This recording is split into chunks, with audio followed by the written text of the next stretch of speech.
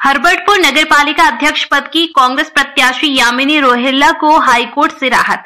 हरबटपुर से कांग्रेस की नगरपालिका अध्यक्ष पद की प्रत्याशी यामिनी रोहिल्ला के जाति प्रमाण पत्र को लेकर आपत्ति दर्ज कराई थी, जिस पर रिटर्निंग ऑफिसर के द्वारा यामिनी रोहिल्ला का नामांकन रद्द कर दिया था। बताया जा रहा है कि जांच में उनका जाति प्रमाण पत्र संदेह पाया गया। जाति प्रमाण पत्र को लेकर यामिनी रोहिल्ला ने इस मामले में हाईकोर्ट में याचिका दायर की थी, जहां से आज यामिनी रोहिल्ला को राहत मिल गई है। हाईकोर्ट की डबल बेंच ने चुनाव लड़ने की इजाजत दे दी है। यामिनी रोहिल्ला को हाईकोर्ट से चुनाव लड़ने की इजाजत मिलते ही कांग्रेस पार्टी में खुशी की लहर देखने को मिल रही है। यामिनी रोहिल्ला के समर्थक अब चुनाव मैदान में दमखम के साथ उतरेगी।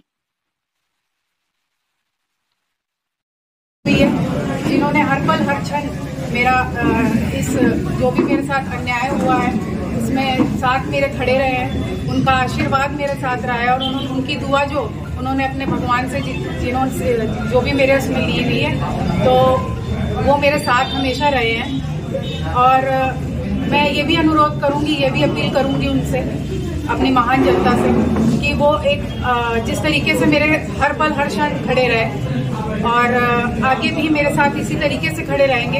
अपना बहुमूल्य वोट मुझे देकर मुझे विजयी बनाएं। वैसा हरबटपुर यामिनी रोहिल्ला जी को टिकट नहीं मिला था, उसके बाद आज खुशी का तो है, क्या कहना चाहिए?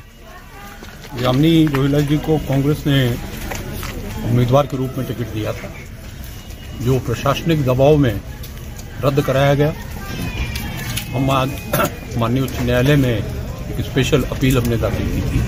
हमारे अधिवक्ता गणों ने सूचित किया है कि न्यायालय ने हमको चुनाव लड़ने की अनुमति प्रदान कर दी है। हम लिखित आदेश के आने का इंतजार कर रहे हैं। लिखित आदेश जब आएगा उसके बाद अग्रिम कार्रवाई। मानते हैं कि हरी झंडी मिल चुकी है यामिनी रोहिल्ला जी को? जी। किस तरह की खुशी हो रही है आज आपको?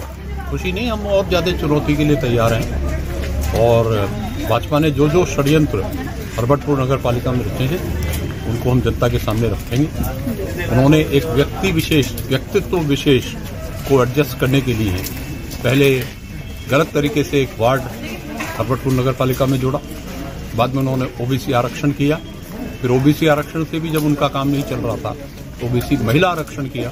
जब उससे भी उनका काम नहीं चला तो उन्होंने नामांकन रद्द करने के लिए प्रशासनिक प्रभाव का उपयोग किया। हम माननीय उच्च न्यायालय के आभारी हैं कि उन्होंने न्याय की रक्षा की है, लोकतंत्र की रक्षा की है और इस तरह की गलत परंपराओं को एक मुंह तोड़ जवाब। क्या बौखला गई थी बीजेपी सरकार? वो पहले ही दिन से बौखलाई हुई थी, नहीं तो इतने लंबे षड्यंत्र न करें। ठीक। या किस तरह की खुशी मनाई जा रही है और कैसा लग रहा है आपको?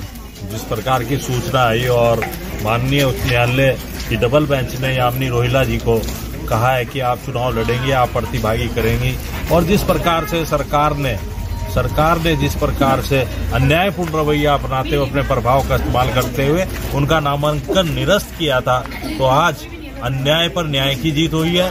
मैं न केवल कांग्रेस के लोग बल्कि आसपास क्षेत्र की जनता भी इस बात से उच्च न्यायालय के इस आदेश से पूरी तरह खुश है कि आज न्याय मिला है। और निश्चित रूप से सरकार के ऊपर एक बड़ा प्रश्न चिन्ह है कि किस तरह से वो कार्यकलाप कर रही है, और उच्च न्यायालय ने संज्ञान लेकर न्यायपूर्ण कार्य किया है और उन्होंने कहा है कि यामिनी रोहिल्ला चुनाव लड़ेगी और जनता के बीच में जाके अब जनता भी इंसाफ करेगी और निश्चित रूप से यामिनी रोहिल्ला चुनाव जीतेगी। विकासनगर में बॉबी नौटियाल भारी बहुमत से चुनाव जीतेंगे। क्या डर था बीजेपी सरकार को कि निश्चित रूप से आज जनता जिस प्रकार से कांग्रेस के फेवर में खड़ी हुई है, तो उन्होंने ये इन प्रकार अपने प्रत्याशियों को जिताने के लिए नामांकन निरस्त जबरदस्ती करने के काम किए हैं। न केवल हरबटपुर में किया है, देहरादून में करे हैं, मंगलौर, चारों तरफ उन्होंने इस तरह का कृत्य किया है, जो निश्चित रूप से एक बड़ा प्रश्न चिन्ह लोकतंत्र में सरकार के ऊपर खड़ा करता है। और आज जनता की अदालत सबसे बड़ी अदालत है, जनता इंसाफ करेगी जब इनके एक प्रत्याशी को चुनावी मैदान में धराशायी करेगी।